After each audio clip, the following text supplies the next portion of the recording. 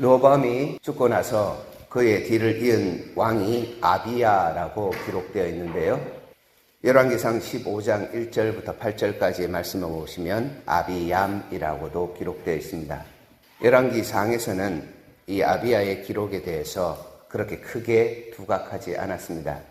그럼에도 불구하고 역대하 13장의 말씀에는 이 아비야가 어떤 행적을 행했는지를 자세하게 기록합니다.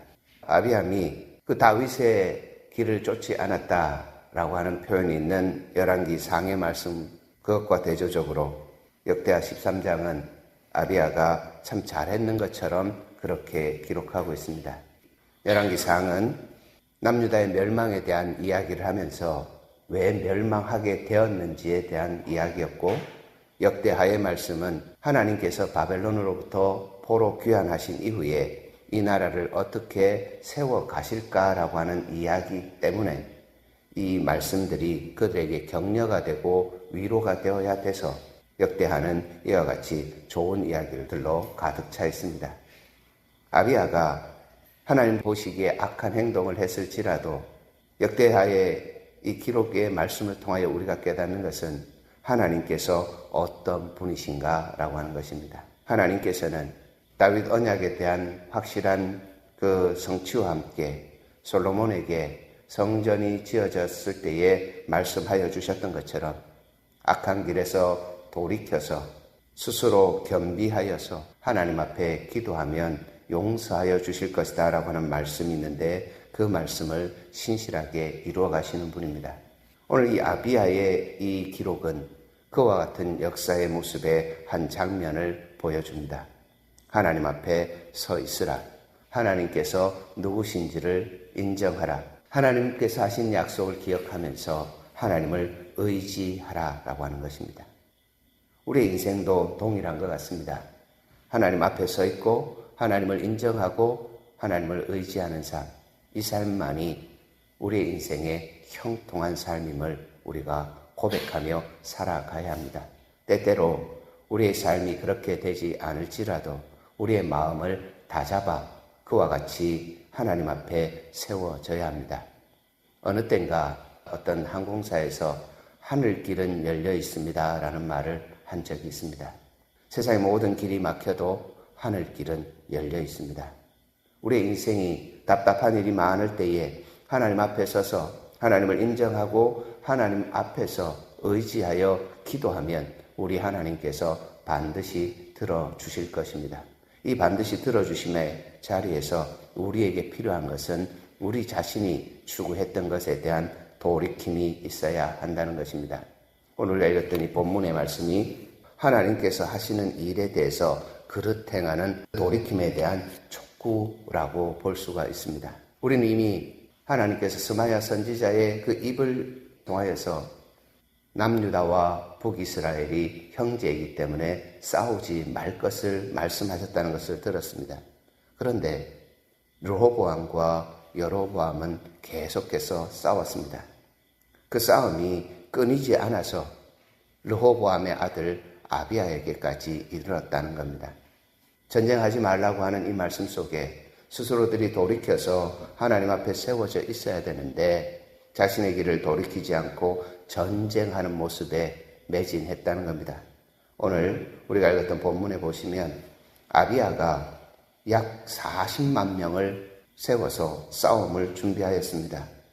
여로보암은 그의 2배인 80만 명을 세워서 싸우려고 합니다. 이러한 모습은 하나님께서 말씀하신 그 말씀을 따라가지 않고 서로 으르렁대며 잡아먹으려고 했다는 것입니다. 이 전쟁의 끝을 본문은 그들의 부르짖음 속에서 하나님께서 함께 하심으로 하나님께서 승리를 주셨다라고 말씀합니다. 이러한 싸움의 주인은 하나님이시라는 겁니다. 수적으로 열세에 있었던 남유다 아비야가 선언했던 이 모든 내용은 소금 언약 민수기 18장 19절에 나타나고 있는 제사장 언약과 관련되어 있고 사무엘하 7장 12절 이하에서부터 기록되고 있는 다윗 언약과 관련되어 있습니다. 아비야는 제사장들 언약과 다윗 언약을 언급하면서 북이스라엘을 차지하고 있는 사람들에게 남유다와 북이스라엘은 하나의 정통성을 가지고 있는데 그것이 하나님의 언약이다라고 선언하고 있다는 겁니다. 하나다, 다른 것은 없다라고 말씀하시면서 돌이킴을 촉구하고 있다는 겁니다. 아비야는 계속해서 종용합니다. 그렇지 않다. 하나님께서 우리의 머리가 되어주시고 하나님께서 언약의 주가 되셔서 이 나라 이 백성을 하나님 나라로 인도하신다. 그러니 하나님 나라 백성으로 올곧게 살아가야 된다라고 그렇게 선언하며 종용합니다. 그런데 이 북이스라엘 사람들이 이란 말을 듣지 않습니다. 13절 말씀을 보시면 여로보암이 유다의 뒤를 둘러 복병하였으므로 그 앞에는 이스라엘 사람들이 있고 뒤에는 복병이 있는지라 말씀합니다. 싸우려고 이겨보려고 하는 모습이 있습니다. 아비야에게는 남유다에게는 이제 길이 없어졌습니다. 앞뒤를 보아도 승리할 방법이 없었습니다. 그래서 그들이 택한 방법이 여호와께 부르짖고 15절 말씀입니다. 유다 사람이 소리를 지르매 유다 사람이 소리 지를 때에 하나님이 여로보암과 온 이스라엘을 아비야와 유다 앞에서 치시니 하나님께서 치셨다라고 하십니다. 16절 말씀입니다. 이스라엘 자손이 유다 앞에서 도망하는지라 하나님이 그들의 손에 넘기셨으므로 하나님께서 넘겨주셨다 말씀합니다. 17절 말씀입니다. 아비야와 그의 백성이 크게 무찌르니 이스라엘이 택한 병사들이 죽임을 당하고 엎드려진 자들이 50만 명이었더라 말씀합니다. 하나님께서 하신 이 역사 속에 승리와 형통함이 있었다라고 하는 선언을 통하여서 오늘 우리에게 던져주시는 메시지, 그것이 18절 마지막 부분에 있습니다. 이는 그들이 그들의 조상들의 하나님 여호와를 의지하였음이라. 우리가 잘 알고 있는 욥기 23장의 말씀, 나의 가는 길을 오직 그가 아시나니 라고 하는 이 말씀의 배경은 욥이 앞뒤를 둘러봐도 하나님께서 계시지 않는다라고 하는 그러한 모습 속에 선언된 말씀입니다. 보이지 아니하지만 하나님은 아신다라고 하는 이 선언과 함께 오늘 이 본문을 다시 보면 하나님 앞에서 하나님을 인정하고 하나님께 의지하여 부르짖는 사람은 삶의 모든 정황 속에서 하나님께서 이겨주심의 그 형통함이 있음을 선언하고 있다는 것입니다. 인생의 막다른 길에 다다를 수 있습니다. 어려운 일을 당할 수 있습니다. 사면초가 같이 아무도 내게 위로와 도움이 되지 않는 상태에 놓일 수도 있습니다. 그때 우리가 기억해야 되는 것은 하나님께서 우리를 어떻게 사셨냐 하는 것, 그리고 하나님의 사람으로 세워가는 우리들을 향하여서 하나님께서 원하시는 것이 무엇이냐 하는 것을 깨닫는 것입니다.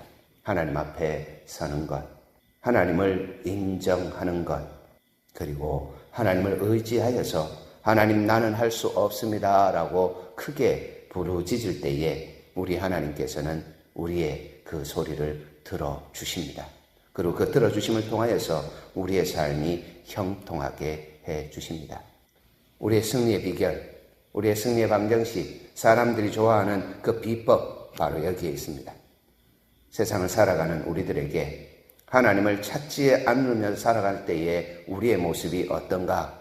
때때로 사면초가인 것처럼 살아가는 우리들에게 하나님께서 그것을 뚫고 이겨낼 수 있는 방법이 바로 하늘길이 열려있다. 하나님을 의지하라 라고 하는 말씀입니다.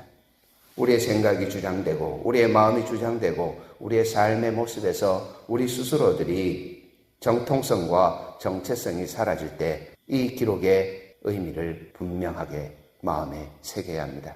하나님 앞에 돌아오지 않는 백성, 하나님을 인정하지 않는 백성, 하나님을 의지하지 않는 백성은 패망의 길로 가게 되어 있습니다.